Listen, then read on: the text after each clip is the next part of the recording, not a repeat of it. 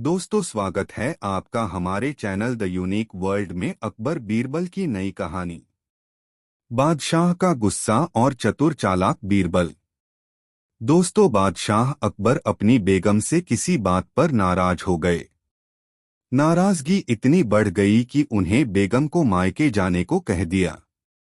बेगम ने सोचा कि शायद बादशाह ने गुस्से में ऐसा कहा है, इसलिए वह मायके नहीं गईं। जब बादशाह ने देखा कि बेगम अभी तक मायके नहीं गई हैं, तो उन्होंने गुस्से में कहा, तुम अभी तक यहीं हो गई नहीं, सुबह होते ही अपने मायके चली जाना वरना अच्छा न होगा। तुम चाहो तो अपनी मनपसंद चीज साथ ले जा सकती हो। बेगम सिसक कर जनान खाने में चली गईं। वहां जाकर उसने बीरबल को बुलाया। बीरबल बेगम के सामने पेश हो गया। बेगम ने बादशाह की नाराजगी के बारे में बताया और उनके हुक्म को भी बता दिया।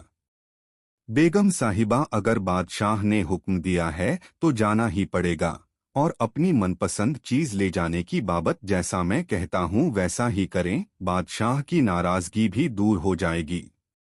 बेगम ने बीरबल से कहे अनुसार बादशाह को रात में नींद की दवा दे दी और उन्हें नींद में ही पालकी में डालकर अपने साथ मायके ले आई और एक सुसज्जित शयन कक्ष में सुला दिया। जब बादशाह की नींद खुली तो स्वयं को अनजाने स्थान पर पाकर हैरान हो गए। पुकारा, कोई है? उनकी बेगम साहिबा उपस्थित हुई। बेगम को वहां देखकर वे समझ गए कि वे अपनी ससुराल में हैं। उन्होंने गुस्से से पूछा, तुम हमें भी यहाँ ले आई, इतनी बड़ी गुस्ताखी कर डाली। मेरे सरताज, आपने ही तो कहा था कि अपनी मनपसंद चीज ले जाना, इसलिए आपको ले आई। यह सुनकर बादशाह का गुस्सा जाता रहा। मुस्कुराकर बोले, जरूर तुम्हें यह तरकीब बीरबल ने ही बताई होगी। बेगम ने हामी भरते हुए सिर हिला दिया। दोस्तों, वीडियो को एक लाइक जरूर कर दे। और अकबर बादशाह ने बीरबल से शान से कहा, बीरबल, हमारी जनता बेहद ईमानदार है और हमें कितना बहुत प्यार करती है। बीरबल ने तुरंत उत्तर दिया, बादशाह सलामत।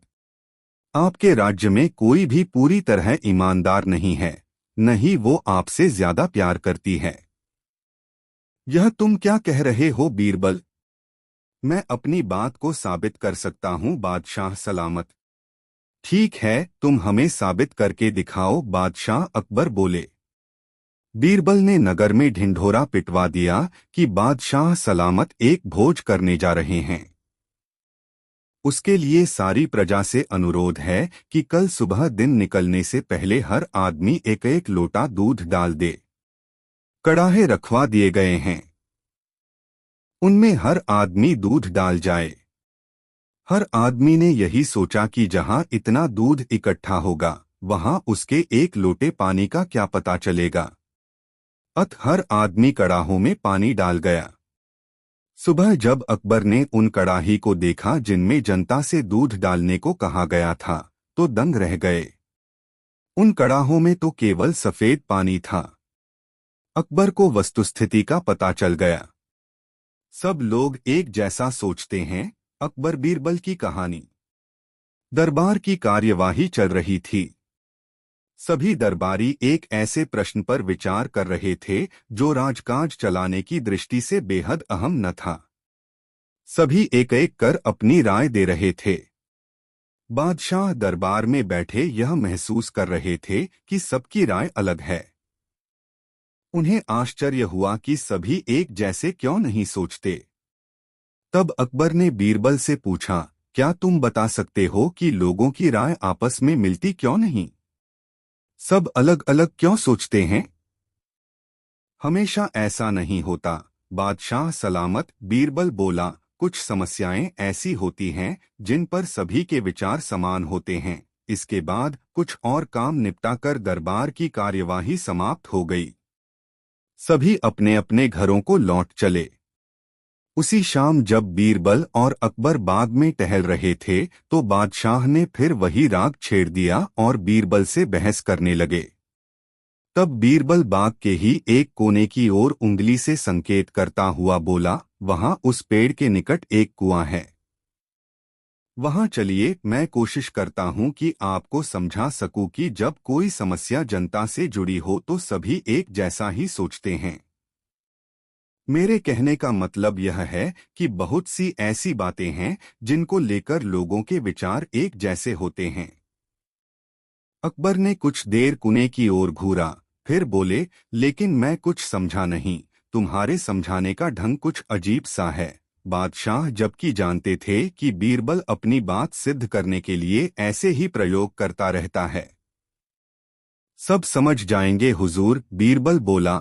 आप शाही फरमान जारी कराएं कि नगर के हर घर से एक लोटा दूध लाकर बाग में स्थित इस कुएं में डाला जाए। दिन पूर्णमासी का होगा। हमारा नगर बहुत बड़ा है। यदि हर घर से एक लोटा दूध इस कुएं में पड़ेगा तो यह दूध से भर जाएगा। बीरबल की यह बात सुन अकबर ठहाका लगाकर हंस पड़े। फिर भी उन्होंने बीरबल के कहेनुसार फरमान जारी कर दिया। शहर भर में मुनादी करवा दी गई कि आने वाली पूर्णमासी के दिन हर घर से एक लोटा दूध लाकर शाही बाग के कुएं में डाला जाए।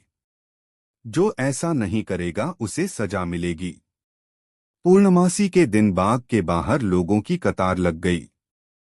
इस बात का विशेष ध्यान रखा जा रहा था कि हर घर से कोई न कोई वहां जरूर आए। सभी के हाथों में भरे हुए पात्र बर्तन दिखाई दे रहे थे। बादशाह अकबर और बीरबल दूर बैठे यह सब देख रहे थे और एक दूसरे को देख मुस्करा रहे थे। सांझ ढलने से पहले कुएं में दूध डालने का काम पूरा हो गया। हर घर से दूध लाकर कुएं में डाला गया था। जब सभी वहां से चले गए तो अकबर व बीरबल ने कुएं के निकट जाकर अंदर झांका। कुआं मुंडेर तक भरा हुआ था। लेकिन यह देख अकबर को बेहद हैरानी हुई कि कुएं में दूध नहीं, पानी भरा हुआ था। दूध का तो कहीं नामो निशान तक न था। हैरानी भरी निगाहों से अकबर ने बीरबल की ओर देखते हुए पूछा, ऐसा क्यों हुआ? शाही फरमान तो कुएं में दूध डालने का जारी हुआ था, यह पानी कहाँ से आया? लोगों ने दूध क्यों नहीं डाला? बीरबल एक जोरदार ठहाका लगाता हुआ बोला, यही तो मैं सिद्ध करना चाहता था हुजूर। मैंने कहा था आपसे कि बहुत सी ऐसी बातें होती हैं जिस पर लोग एक जैसा सोचते हैं, और यह भी एक ऐसा ही मौका था। लोग कीमती दूध बर्बाद करने को तैयार न थे। वे जानते थे कि कुएं में दूध डालना व्यर्थ है। इससे उन्हें कुछ मिलने वाला नहीं था। इसलिए यह सोचकर कि किसी को क्या पता चलेगा, सभी पानी से भरे बर्तन ले आए और कुएं में उड़ेल दिए। नतीजा, दूध के बजाय पानी से भर गया कुआं। बीरबल की यह चतुराई देख अकबर ने उसकी पीठ थपथ पाई। बीरबल ने सिद्ध कर दिखाया था कि कभी कभी लोग एक जैसा भी सोचते हैं। दोस्तों, यह कहानी आपको कैसी लगी कमेंट में जरूर बताएं। तीन दोस्तों, एक दिन एक कवि किसी धनी आदमी से मिलने गया और उसे कई सुंदर कविताएं इस उम्मीद के साथ सुनाई कि शायद वह धनवान खुश होकर कुछ इनाम जरूर देगा। लेकिन वह धनवान भी महाकंजूस था। बोला, तुम्हारी कविताएं सुनकर दिल खुश हो गया। तुम कल फिर आना, मैं तुम्हें खुश कर दूंगा। कल शायद अच्छा इनाम मिलेगा। ऐसी कल्पना करता हुआ वह कवि घर पहुंचा और सो गया। अगले दिन वह फिर उस धनवान की हवेली में जा पहुंचा। धनवान बोला, सुनो कवि महाशय, जैसे तुमने मुझे अपनी कविताएं सुनाकर खुश किया था, उसी तरह मैं भी तुमको बुलाकर खुश हूं। तुमने मुझे कल कुछ भी नहीं दिया, इसलिए मैं भी कुछ नहीं दे रहा, हिसाब बराबर हो गया। कवि बेहद निराश हो गया। उसने अपनी आप बीती एक मित्र को कह सुनाई और उस मित्र ने बीरबल को बता दिया। सुनकर बीरबल बोला, अब जैसा मैं कहता हूं वैसा करो। तुम उस धनवान से मित्रता करके उसे खाने पर अपने घर बुलाओ। हाँ, अपने कवि मित्र को भी बुलाना मत भूलना। मैं तो खैर वहां मौजूद रहूंगा ही। कुछ दिनों बाद बीरबल की योजनानुसार कवि के मित्र के घर दोपहर को भोज का कार्यक्रम तय हो गया। नियत समय पर वह धनवान भी आ पहुंचा। उस समय बीरबल, कवि और कुछ अन्य मित्र बातचीत में मशगूल थे। समय गुजरता जा रहा था, लेकिन खाने पीने का कहीं कोई नामोनिशान न था। वे लोग पहले की तरह बातचीत में व्यस्त थे। धनवान की बेचैनी बढ़ती जा रही थी। जब उससे रहा न गया तो बोल ही पड़ा, भोजन का समय तो कब का हो चुका। क्या हम यहाँ खाने पर नहीं आए हैं? खाना? कैसा खाना? बीरबल ने पूछा। धनवान को अब गुस्सा आ गया। क्या मतलब है तुम्हारा? क्या तुमने मुझे यहाँ खाने पर नहीं बुलाया है? खाने का कोई निमंत्रण नहीं था। यह तो आपको खुश करने के लिए खाने पर आने को कहा गया था, जवाब बीरबल ने दिया। धनवान का पारा 7वें आसमान पर चढ़ गया। क्रोधित स्वर में बोला, यह सब क्या है? इस तरह किसी इज्जतदार आदमी को बेइज्जत करना ठीक है क्या? तुमने मुझसे धोखा किया है। अब बीरबल हंसता हुआ बोला, यदि मैं कहूं कि इसमें कुछ भी गलत नहीं तो? तुमने इस कवि से यही कहकर धोखा किया था ना कि कल आना, सो मैंने भी कुछ ऐसा ही किया। तुम जैसे लोगों के साथ ऐसा ही व्यवहार होना चाहिए। धनवान को अब अपनी गलती का आभास हुआ और उसने कवि को अच्छा इनाम देकर वहां से विदा ली। वहां मौजूद सभी बीरबल को प्रशंसा भरी नजरों से देखने लगे। दोस्तों, वीडियो को एक लाइक जरूर कर दे। दोस्तों, एक बार की बात है, मुगल दरबार में बादशाह अकबर अपने दरबारियों के साथ किसी मुद्दे पर चर्चा कर रहे थे। उसी समय वहां एक किसान अपनी फरियाद लेकर आया और बोला, महाराज न्याय करो, मुझे इंसाफ चाहिए। यह सुनकर बादशाह अकबर बोले कि क्या हुआ? किसान बोला, महाराज मैं एक गरीब किसान हूँ। कुछ समय पहले मेरी पत्नी का निधन हो गया और अब मैं अकेला रहता हूँ। मेरा मन किसी भी काम में नहीं लगता है। इसलिए एक दिन मैं काजी साहब के पास गया। उन्होंने मन की शांति के लिए मुझे यहाँ से काफी दूर स्थित एक दरगाह में जाने के लिए कहा। उनकी बात से प्रभावित होकर मैं दरगाह जाने के लिए तैयार हो गया, लेकिन साथ ही मुझे इतने वर्षों तक मेहनत करके कमाए सोने के सिक्कों के चोरी होने की चिंता सताने लगी। जब मैंने यह बात काजी साहब को बताई तो उन्होंने कहा कि वह सोने के सिक्कों की सुरक्षा करेंगे और उसके वापस आने पर लौटा देंगे। इस पर मैंने सभी सिक्के एक थैली में डालकर उन्हें दे दिए। एहतियात के तौर पर काजी साहब ने मुझे थैली पर मुहर लगाने को कहा। बादशाह अकबर बोले, अच्छा तो फिर क्या हुआ? किसान ने कहा, महाराज मैंने मुहर लगाकर थैली उन्हें दे दी और दरगाह के दर्शन करने यात्रा पर चला गया। फिर जब कुछ दिनों बाद वापस आया तो काजी साहब ने थैली वापस दे दी। मैं थैली लेकर घर लौटा और उसे खोला तो उसमें सोने के सिक्कों की जगह पत्थर थे। मैंने इस बारे में काजी साहब से पूछा तो उन्होंने गुस्से में कहा कि तुम मुझ पर चोरी का इल्जाम लगाते हो। इतना कहकर उन्होंने अपने नौकरों को बुलाया और मुझे मार मार कर वहां से भगा दिया। किसान ने रोते हुए कहा, महाराज मेरे पास जमा पूंजी के नाम पर बस वही सोने के सिक्के थे। मेरे साथ न्याय करें महाराज। किसान की बात सुनकर बादशाह अकबर ने बीरबल को मामला सुलझाने के लिए कहा। बीरबल ने किसान के हाथों से थैली लेकर उसे अंदर से देखा और महाराज से थोड़ा सा समय मांगा। शहंशाह अकबर ने बीरबल को 2 दिन का समय दिया। घर जाकर बीरबल ने एक फटा हुआ कुर्ता अपने नौकर को दिया और कहा, इसे अच्छे से रफू करवा कर लाओ। नौकर कुर्ता लेकर चला गया और कुछ देर बाद उसे रफू करवाकर वापस आ गया। बीरबल कुर्ते देखकर खुश हो गए। कुर्ता इस प्रकार से रफू किया गया था कि मानो फटा ही न हो। यह देखकर बीरबल ने नौकर से उस दर्जी को बुलाकर लाने को कहा। नौकर कुछ ही देर में दर्जी को लेकर आ गया।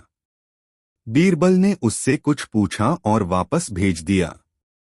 अगले दिन बीरबल दरबार पहुंचे और सैनिक से काजी व किसान दोनों को दरबार में लेकर आने का आदेश दिया।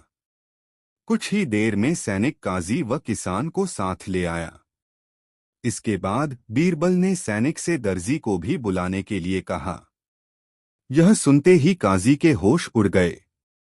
दर्जी के आते ही बीरबल ने उससे पूछा, क्या काजी ने तुम्हें कुछ सिलने के लिए दिया था? तब दर्जी ने कहा, कुछ महीने पहले मैंने इनकी सिक्कों वाली थैली को सिया था। इसके बाद जब बीरबल ने जोर देकर काजी से पूछा तो उसने डर के मारे सब कुछ सच सच बता दिया। काजी ने कहा, महाराज, मैं एक साथ इतने सारे सोने के सिक्के देखकर लालची हो गया था, मुझे माफ कर दो। बादशाह अकबर ने काजी को आदेश दिया कि वह किसान को उसके सोने के सिक्के लौटाए और साथ ही काजी को 1 वर्ष कारावास की सजा सुनाई। इसके बाद एक बार फिर सभी ने बीरबल की बुद्धि की भूरी भूरी प्रशंसा की। सीख, कभी लालच नहीं करना चाहिए और न ही किसी के साथ धोखा करना चाहिए। गलत काम के बदले एक न एक दिन सजा जरूर भुगतनी पड़ती है। दोस्तों, वीडियो अपने मित्रों को जरूर शेयर करें। 3 जादू की छड़ी बहुत मजेदार कहानी। दोस्तों, एक समय मशहूर फतेहपुर सीकरी शहर में एक अमीर तेल का व्यापारी रहता था।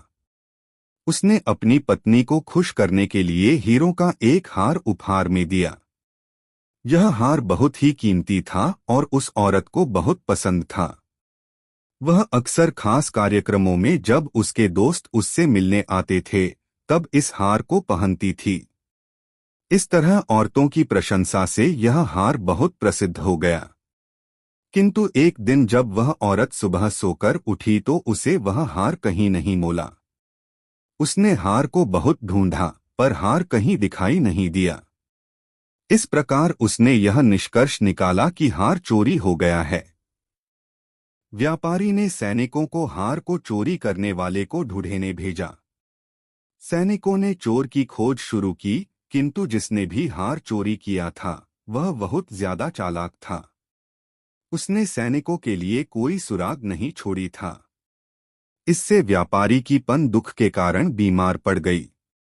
पत्नी दुख व्यापारी को अपनी पत्नी के स्वास्थ्य की चिंता होने लगी। जब कोई विकल्प नहीं मिला तो उसने बीरबल को यह मामला सुलझाने के लिए बुलाया। बीरबल व्यापारी का बहुत अच्छा दोस्त था। एक दिन बीरबल उसके यहाँ रात के खाने पर गया। बीरबल व्यापारी से बोला, वह हार हमेशा तुम्हारी पत्नी की अलमारी में रहता था।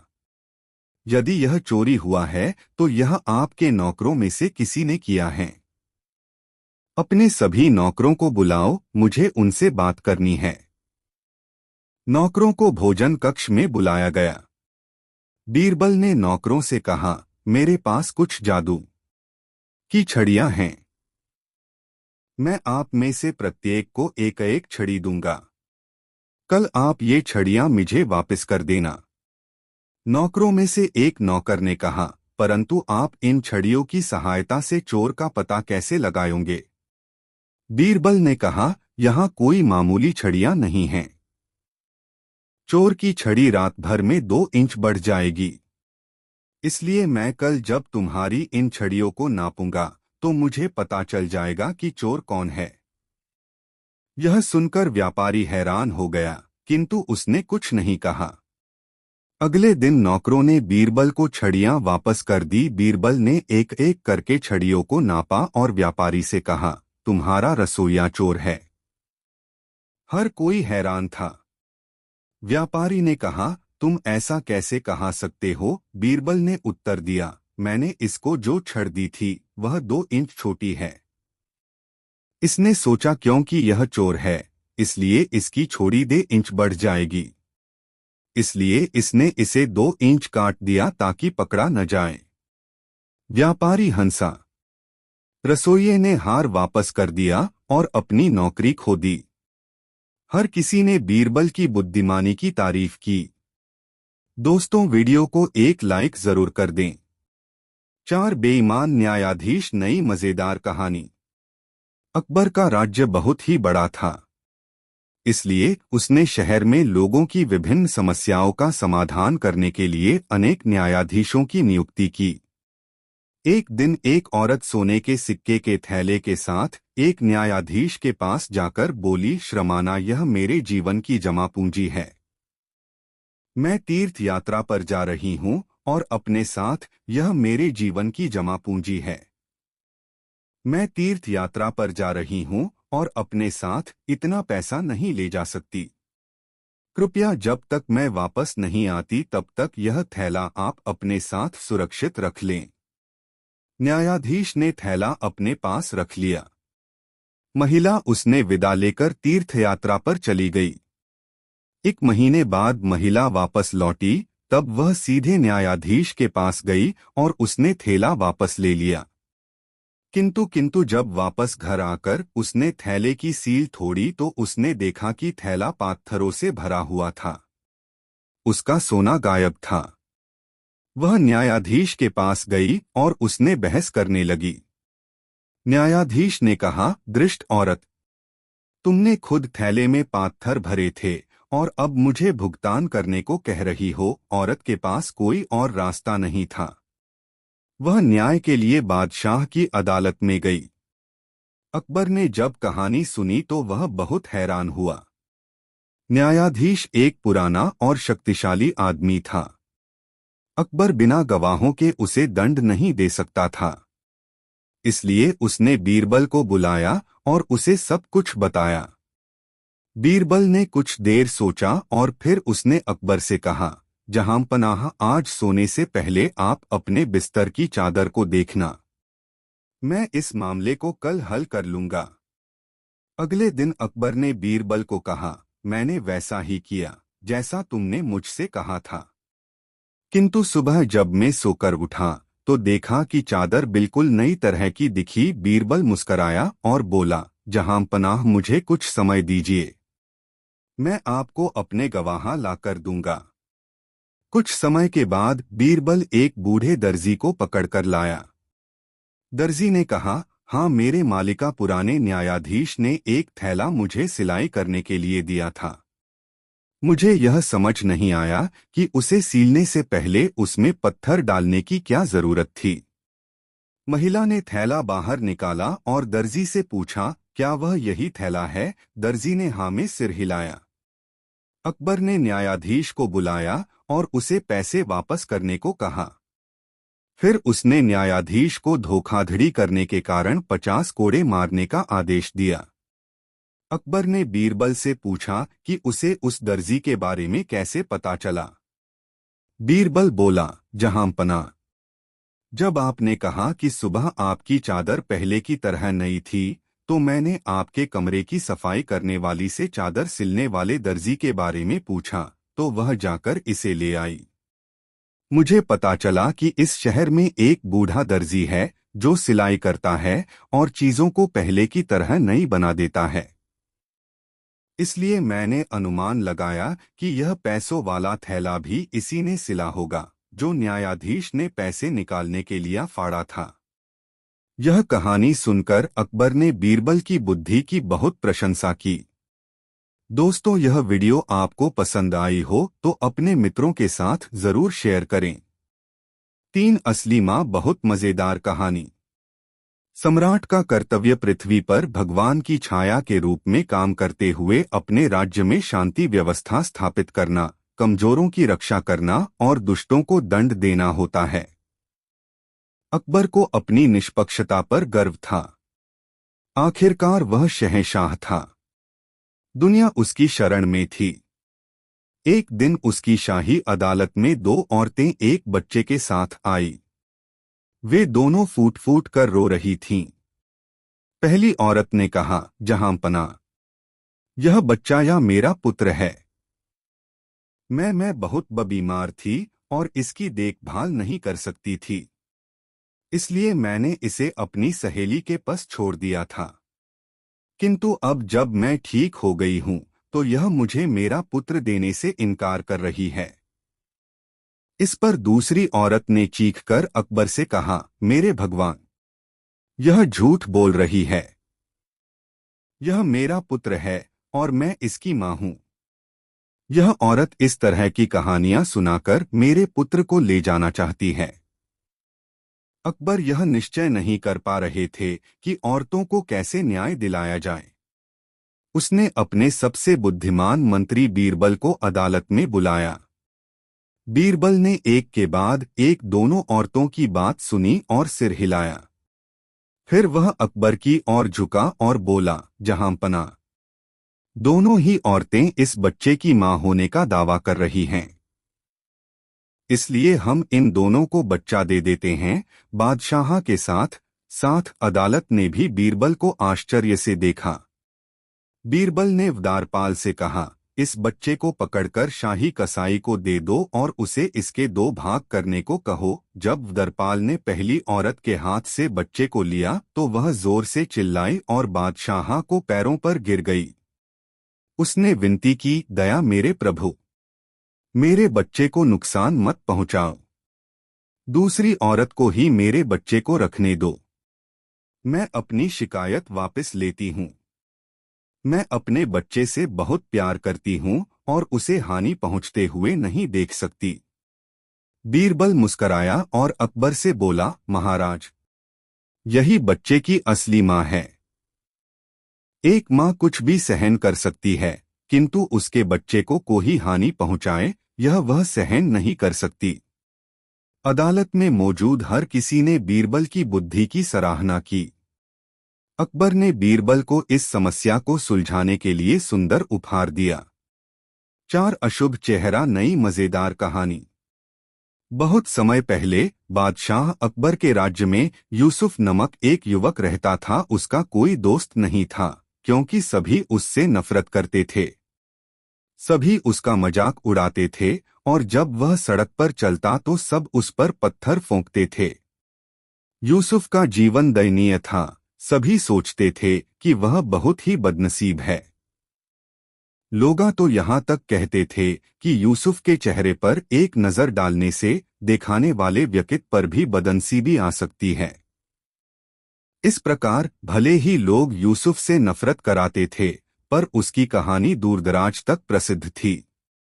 यह अफवाहें अकबर के कानों तक भी पहुंची।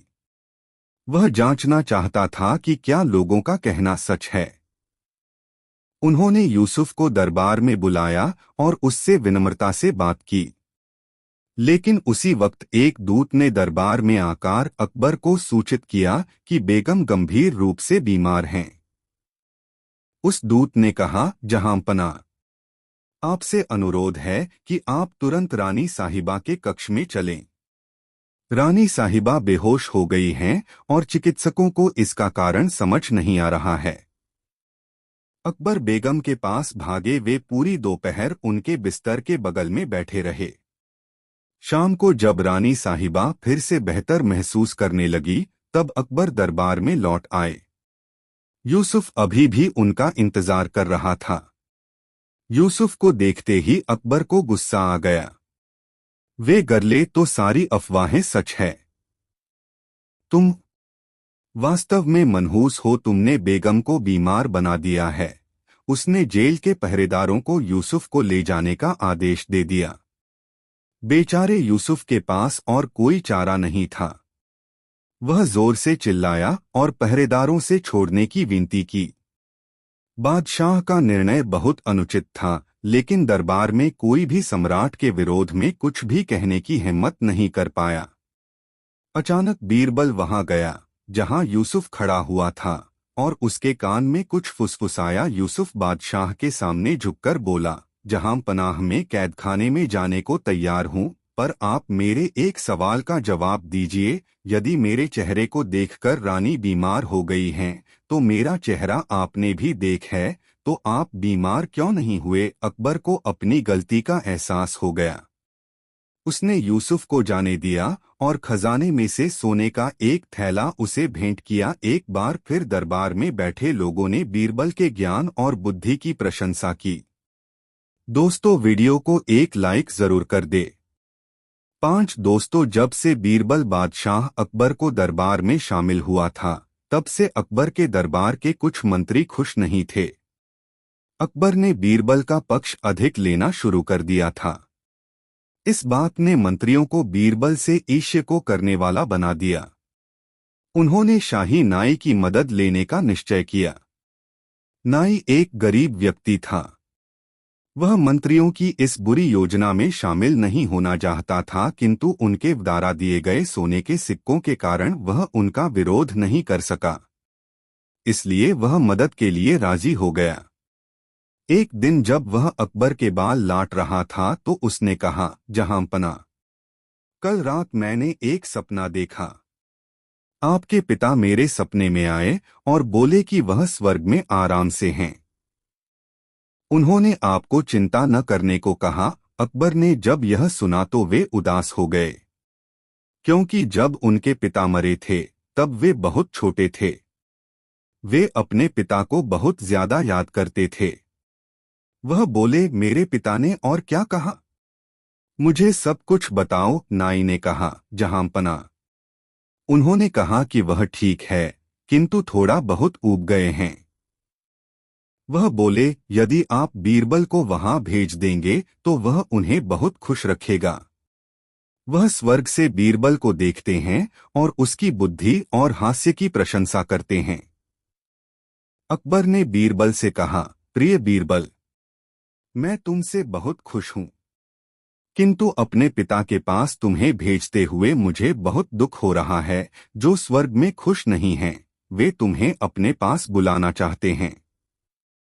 तुम्हें स्वर्ग में जाना होगा और उनका मनोरंजन करना होगा। बीरबल ने यह सुना तो वह चौंक गया। बाद में उसे पता चला कि यह मंत्रियों और नाइव द्वारा बनाई गई योजना थी। उसने अपने घर के बाहर एक कब्र खुदवाई और कब्र के साथ एक रंग खोदी जो उसके शयन कक्ष तक जाती थी। फिर वह अकबर के पास गया और बोला, मैं स्वर्ग जाने के लिए तैयार हूं, किंतु हमारे परिवार की परंपरा है कि हमें अपने घर के बाहर दफन किया जाता है। मैंने पहले से ही कब्र की व्यवस्था कर ली है। मैं आपसे अनुरोध करता हूं कि मुझे वहां चीदा दफन कर दिया जाए। अकबरन ने बीरबल की इच्छा पूरी की। बीरबल को जिंदा दफन कर दिया गया। बीरबल सुरंग के रास्ते से अपने घर आ गया। 3 सप्ताह बाद वह अकबर के दरबार में गया। हर कोई बीरबल को देखकर हैरान था। अकबर ने कहा, तुम स्वर्ग से वापस कब आए? मेरे पिताजी कैसे हैं? और तुम इतने भद्दे क्यों दिखा रहे हो? बीरबल बोला, महाराज, आपके पिताजी ठीक हैं। उन्होंने आपको अपनी शुभकामनाएं भेजी हैं। किंतु जहांपनाह, स्वर्ग में कोई नाई नहीं है। इस वजह से मैं बहुत भद्दा दिखा रहा हूं। यदि आपकी कृपा हो तो शाही नाई को आपके पिताजी के पास भेजा जाए, जिससे उन्हें खुशी मिलेगी। सम्राट ने तुरंत आदेश दिया कि नाई को जिंदा दफन करके स्वर्ग भेजा जाए। नाई अकबर के पैरों में गिर गया और क्षमा मांगने लगा। इसके बाद उसने सब कुछ कबूल कर लिया। अकबर ने यह योजना बनाने वाले सभी मंत्रियों को निकाल दिया और नाई को 10 कोड़े मारने का दंड दिया। दोस्तों, वीडियो कैसा लग रहा है कमेंट में जरूर बताएं। 6 एक कंजूस व्यापारी की बहुत मजेदार कहानी। अकबर के राज्य में हरिनाथ नाम का एक व्यक्ति रहता था। हरिनाथ एक प्रतिभाशाली चित्रकार था। वह चित्र बनाकर अपना जीवन व्यतीत करता था। क्योंकि वह चित्रकारी में बहुत अच्छा था, इसलिए वह पूरे राज्य में प्रसिद्ध था। दूर दराज के क्षेत्रों के अमीर लोग उससे अपना चित्र बनाने का आग्रह करते थे। हरिनाथ एक चित्र बनाने में बहुत समय लगाता था, क्योंकि वह पहले उसकी पूरी जानकारी इकट्ठी करता था और इसी कारण उसके चित्र जीवित प्रतीत होते थे। परंतु वह बहुत पैसे नहीं कमा पाता था और कमाया हुआ अधिकतर धन चित्र बनाने के लिए कच्चे माल की खरीद में खर्च हो जाता था। एक दिन एक अमीर व्यापारी ने हरिनाथ को एक चित्र बनाने के लिए आमंत्रित किया। हरिनाथ इस उम्मीद से व्यापारी के घर गया कि यह उसे उसके काम के अच्छे पैसे दे देगा। वह कुछ दिनों के लिए वहां रुका और उसने व्यापारी को अपनी चित्रकारी से संतुष्ट करने के लिए कड़ी मेहनत की। किंतु व्यापारी एक कंजूस व्यक्ति था। जब कुछ दिनों की कड़ी मेहनत के बाद चित्र पूरा हो गया, तब हरिनाथ उसे व्यापारी के पास ले गया। कंजूस व्यापारी ने मन में सोचा, यह चित्र तो वास्तव में बहुत अच्छा है, किंतु यदि मैंने इसकी सुंदरता की तारीफ करी तो मुझे हरिनाथ को सोने के से सिक्के अदा करने होंगे। इसलिए व्यापारी ने चित्र में गलतियां ढूंढनी शुरू कर दी। उसने कहा, तुमने इसमें मेरे बाल सफेद कर दिए और मुझे ऐसा दिखा दिया कि मैं बूढ़ा हो गया हूं। मैं इसका भुगतान नहीं करूंगा। हरिनाथ हैरान रह गया। वह नहीं जानता था कि व्यापारी उसे चित्रकारी के पैसे नहीं देना चाहता था, इसलिए चित्र में गलतियां ढूंढ रहा है। हरिनाथ ने कहा, मेरे मालिक, यदि आप चाहें तो मैं यह चित्र दोबारा बना देता हूं। इसलिए उसने सफेद बालों को ढक दिया। किंतु व्यापारी ने जब दोबारा बने चित्र को देखा तो वह उसमें और गलतियां निकालने लगा। उसने कहा, इसमें तो मेरी एक आंख दूसरी आंख से छोटी है। मैं तुम्हें इस बकवास चित्र के लिए कोई भुगतान नहीं करूंगा। हरिनाथ ने फिर से चित्र को सुधारने की पेशकश की, चित्र बनाने के लिए कुछ समय मांगकर वहां से चला गया। हर बार हरिनाथ व्यापारी के पास चित्र लेकर जाता, परंतु वह उसमें और गलतियां दिखाने लगता। अंत में जब हरिनाथ व्यापारी से थक गया, तब वह बीरबल के पास सहायता मांगने गया। बीरबल ने हरिनाथ से कहा कि वह व्यापारी को बीरबल के घर आने के लिए निमंत्रण दे आए। व्यापारी के घर आने पर बीरबल ने व्यापारी से कहा, यह आदमी कहता है कि इसने जैसा तुम चाहते थे वैसा जीवंत चित्र बनाकर दिया है, किंतु वह तुम्हें पसंद नहीं आया। व्यापारी ने कहा, सही कहा मेरे प्रभु, यह चित्र कहीं से भी मेरे जैसा नहीं लगता। बीरबल ने हरिनाथ से कहा, ठीक है हरिनाथा, तुम इस आदमी का दूसरा चित्र बनाओ जैसे कि तुमको पसंद हो। फिर वह व्यापारी की ओर घूमा और बोला, कृपया आप कल आना और अपना चित्र प्राप्त कर लेना, किंतु आपको 1000 सोने के सिक्के अदा करने होंगे, क्योंकि मैंने देखा है कि हरिनाथ जब कोई चित्र बनाता है तो उसमें कोई लगती नहीं होती। व्यापारी ने सोचा, चित्रकार एक दिन में जो चित्र बनाएगा उसमें बहुत गलतियां होंगी। मुझे गलतियां ढूंढने में ज्यादा मेहनत नहीं करनी पड़ेंगी।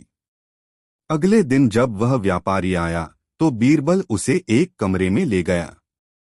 कमरे में एक चित्र रखा था। वह कपड़े से ढका हुआ था।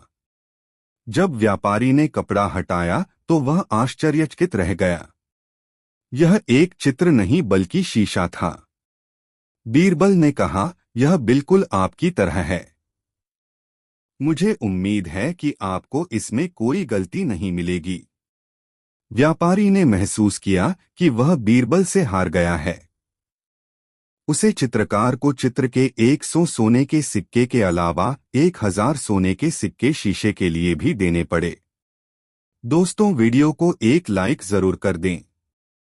5 दोस्तों, बादशाह अकबर घुड़सवारी के इतने शौकीन थे कि पसंद आने पर घोड़े का मुहमांगा दाम देने को तैयार रहते थे। दूरदराज के मुल्कों जैसे अरब, पर्शिया आदि से घोड़ों के विक्रेता मजबूत व आकर्षक घोड़े लेकर दरबार में आया करते थे। बादशाह अपने व्यक्तिगत इस्तेमाल के लिए चुने गए घोड़े की अच्छी कीमत दिया करते थे। जो घोड़े बादशाह की रुचि के नहीं होते थे उन्हें सेना के लिए खरीद लिया जाता था। अकबर के दरबार में घोड़े के विक्रेताओं का अच्छा व्यापार होता था। एक दिन घोड़ों का एक नया विक्रेता दरबार में आया। अन्य व्यापारी भी उसे नहीं जानते थे। उसने 2 बेहद आकर्षक घोड़े बादशाह को बेचे और कहा कि वह ठीक ऐसे ही 100 घोड़े और लाकर दे सकता है, बशर्ते उसे आधी कीमत पेशगी दे दी जाए। बादशाह को चूंकि घोड़े बहुत पसंद आए थे, सो वैसे ही 100 और घोड़े लेने का तुरंत मन बना लिया। बादशाह ने अपने खजांची को बुलाकर व्यापारी को आधी रकम अदा करने को कहा। खजांची उस व्यापारी को लेकर खजाने की ओर चल दिया। लेकिन किसी को भी यह उचित नहीं लगा कि बादशाह ने एक अनजान व्यापारी को इतनी बड़ी रकम बतौर पेशगी दे दी। लेकिन विरोध जताने की हिम्मत किसी के पास न थी। सभी चाहते थे कि बीरबल यह मामला उठाए। बीरबल भी इस सौदे से खुश न था। वह बोला, हुजूर, कल मुझे आपने शहर भर के मूर्खों की सूची बनाने को कहा था। मुझे खेद है कि उस सूची में आपका नाम सबसे ऊपर है। बादशाह अकबर का चेहरा मारे गुस्से के सुर्ख हो गया। उन्हें लगा कि बीरबल ने भरे दरबार में विदेशी मेहमानों के सामने उनका अपमान किया है। गुस्से से भरे बादशाह चिल्लाए, तुम्हारी हिम्मत कैसे हुई हमें मूर्ख बताने की? क्षमा करें बादशाह सलामत। बीरबल अपना सिर झुकाते हुए सम्मानित लहजे में बोला, आप चाहें तो मेरा सर कलम करवा दें। यदि आपके कहने पर तैयार की गई मूर्खों की फहरिस्त में आपका नाम सबसे ऊपर रखना आपको गलत लगे। दरबार में ऐसा सन्नाटा छा गया कि सुई गिरे तो आवाज सुनाई दे जाए। अब बादशाह अकबर अपना सीधा हाथ उठाए, तर्जनी को बीरबल की ओर ताने आगे बढ़े। दरबार में मौजूद सभी लोगों की सांस जैसे थमसी गई थी। उत्सुकता व उत्तेजना सभी के चेहरों पर नृत्य कर रही थी। उन्हें लगा कि बादशाह सलामत बीरबल का सिर धड़ से अलग कर देंगे। इससे पहले किसी की इतनी हिम्मत न हुई थी कि बादशाह को मूर्ख कहे। लेकिन बादशाह ने अपना हाथ बीरबल के कंधे पर रख दिया। वह कारण जानना चाहते थे।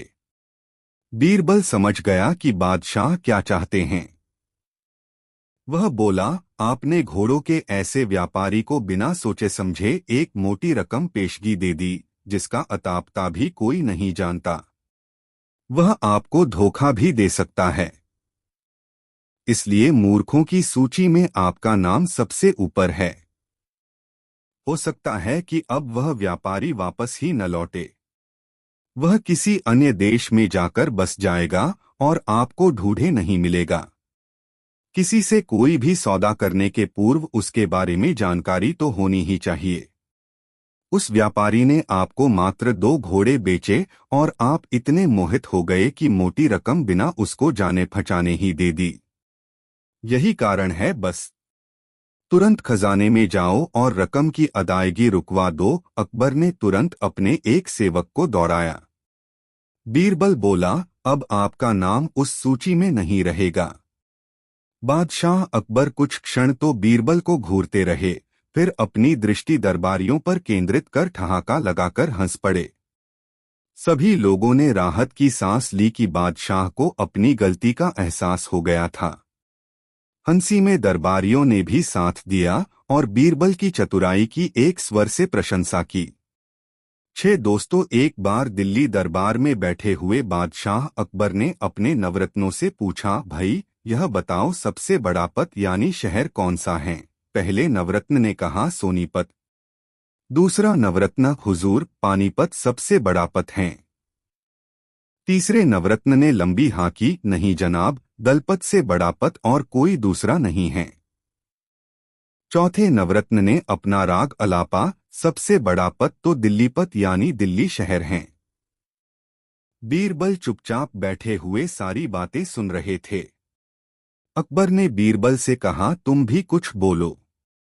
बीरबल ने कहा, सबसे बड़ा पत है राखपत और दूसरा बड़ा पत है रखापत। अकबर ने पूछा, बीरबल हमने सोनीपत, पानीपत, दलपत और दिल्लीपत सब पत सुन रखे हैं, पर राखपत रखापत किस शहर के नाम हैं? बीरबल बोले, हुजूर राखपत का मतलब है मैं आपके रखूं और रखपत का मतलब है आप मेरी बात रखो। यह मेलजोल और प्रेम भाव जिस पद में नहीं है उस पद का क्या मतलब है? प्रेम भाव है तो जंगल में भी मंगल है और प्रेम भाव नहीं तो नगर भी नरक का द्वार है। अकबर बीरबल की बातों को सुनकर बहुत खुश हुए और उन्हें कई इनामों से नवाजा। दोस्तों, यह कहानी आपको कैसी लगी कमेंट बॉक्स में ज़रूर बताएं। ऐसी और नई मज़ेदार कहानी सुनने के लिए हमारे चैनल द यूनिक वर्ल्ड को सब्सक्राइब ज़रूर कर लें और यह वीडियो अपने मित्र को ज़रूर शेयर करें। वीडियो देखने के लिए बहुत बहुत धन्यवाद।